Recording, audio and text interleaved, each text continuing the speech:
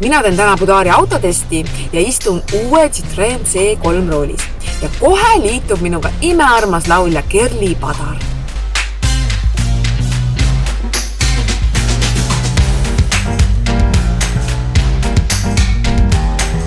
Tšau! Nii? No lähme sõidame uue autoga ringi. Muidugi. Ma olen nii uudishimulik inimene, et tahaks kõike kohe proovida. Oled sa kunagi Citroeniga sõitnud? Olen proovinud küll, aga uus auto on ikka uus auto.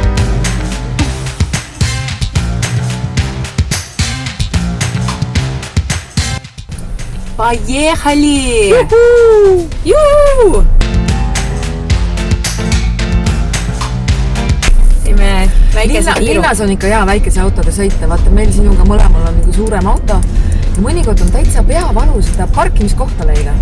On ja, ei väikse autoga on üldse see manööverdamine tundub ka, et on nagu viuh, et oledki kohe nagu selles pisikeses parkimisaugus on ju, et väga, väga mõnus. Mis veel on oluline? Meie, kes me ikka veame aega jalgrattaid ja igasuguseid selliseid suuremaid asju ka. Või kõlareid. Ja siis istmed saatsid ilusti sina vead kõlareid muidugi on ju. Ja siit saad istmed saad alla lasta, saad kogu oma kola ilusti peale panna ja no super luks. Räägi, kas sa hea meelega oled autoroolis või kui võimalus on, siis sa paned Martin ikkagi rooli? Kui on... Ma olen väga hea meelega roolis, mulle meeldib sõita, aga kui mul näiteks siin teisipäeval oli selline päev, et ma pidin hommikul sõitma Tartusse, kell 12 oli mul etendus, kell 6 oli mul teine etendus ja siis ma pidin veel sõitma tagasi koju Tallinnasse, et võt sellistel päevadel ma olen tõesti tänulik, kui keegi teine sõidaks, ja vahel on ka nii, et kui on esinema vaja minna ja kitarrist või keegi saab roolis olla, siis sellel ajal ma siis meigin ennast autos.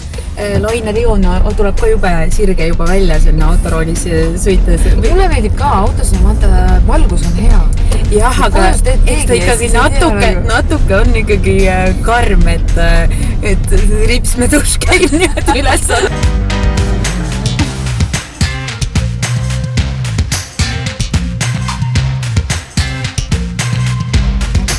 No kuidas sul esimesed muljed on? Kas see on selline auto, millega võiks mõnikord teha küll sõidud?